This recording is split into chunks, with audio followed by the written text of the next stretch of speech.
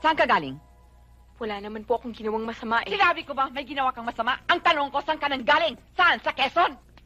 Sa bayan ng mga kamag-anak mo, huwag mo nga akong tatalikuran! Ano ba talagang gusto mong mangyari? Bumalik sa kanila! Ilang beses ko bang sasabihin sa inyo, gusto ko na silang makita. Mga kapatid ko sila! Ano ba ang kulang sa amin? Binigay namin sa'yo ng papa mo ang lahat. Nung minsan, nagpunta ka sa bahay ampunan, hinanap mo ang house mother mo. Pati pag-aaral mo naapektuhan na.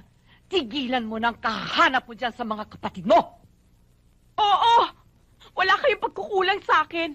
Ako may pagkukulang sa inyo. Lahat ng gusto ko ayaw nyo. Gusto ko maging singer, bawal. Gusto ko hanapin ang mga kapatid ko, bawal. Ang gusto namin matapos ka.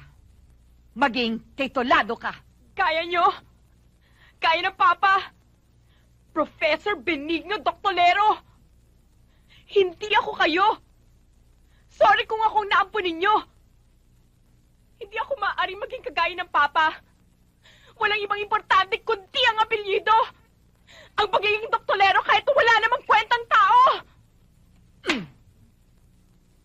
Ang iniinsulto mo, asawa ko.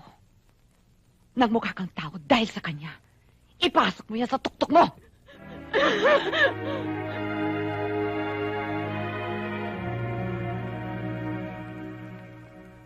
Bob, ang tigas naman ng ulo mo eh. Sinabi nang wala ang anak namin dito. Madaling araw pa lang, umalis na si Henry. Ay, hindi!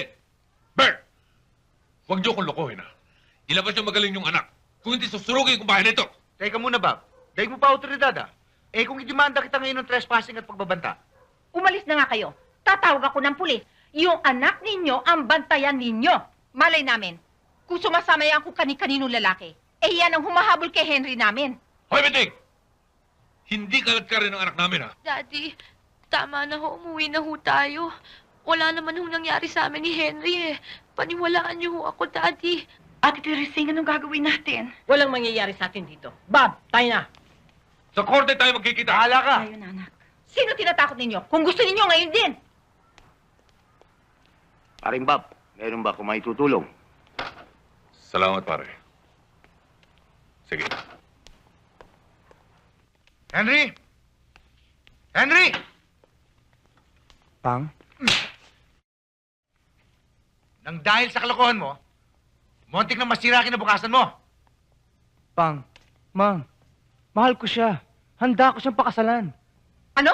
Hindi ka pa nakakatapos ng pag-aaral eh. Pag-aasawa na iniisip mo? At saka ano ang mangyayari sa buhay mo? Pang, Mang, anong gagawin ko ngayon? Wala naman talaga nangyari sa amin ni Are. Ano? Wala ho talaga. O di mas nakakaya ka?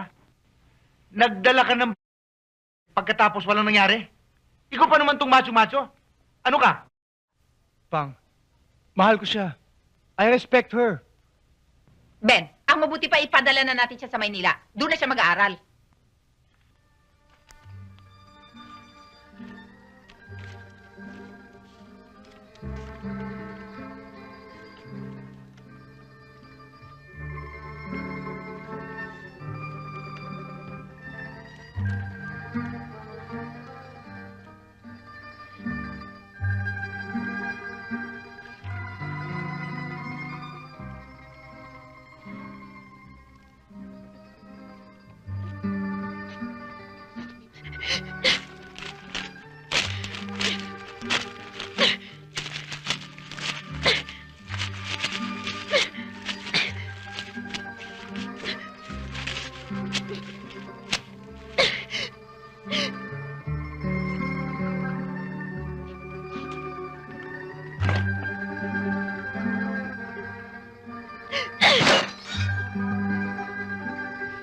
Alam mo, Mahal ko siya.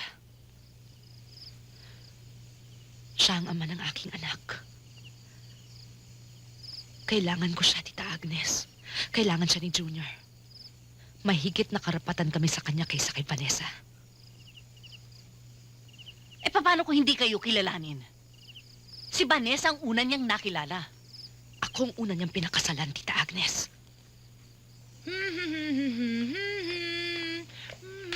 Punta ka muna sa mama. Ayan.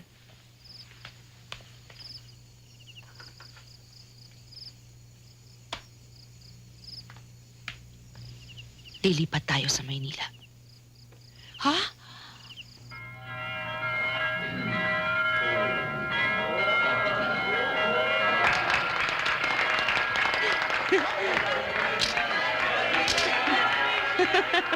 Josa!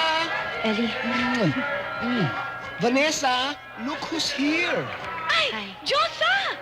Nick! Josa, this is my husband, Nick! Si Josa Malyari. Hi. Nice to meet you, and thank you for Mabuti coming. nakuha mong imbitasyon namin. I'm so glad that you're here. Ay! Picture taking tayo. Halika. Halika, halika. Okay?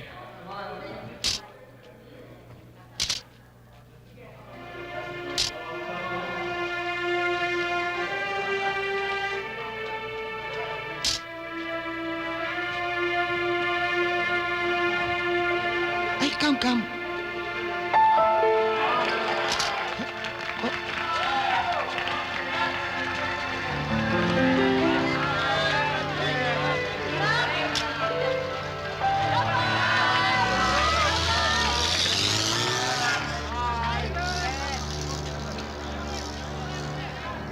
Tita Agnes,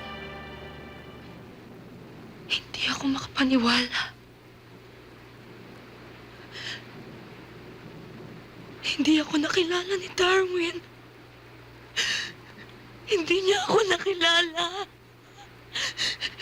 Hindi niya ako nakilala.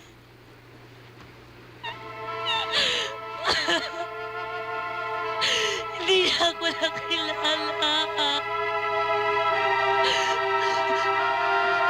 Kailangan kilalin niya kahit ang anak ko man lang.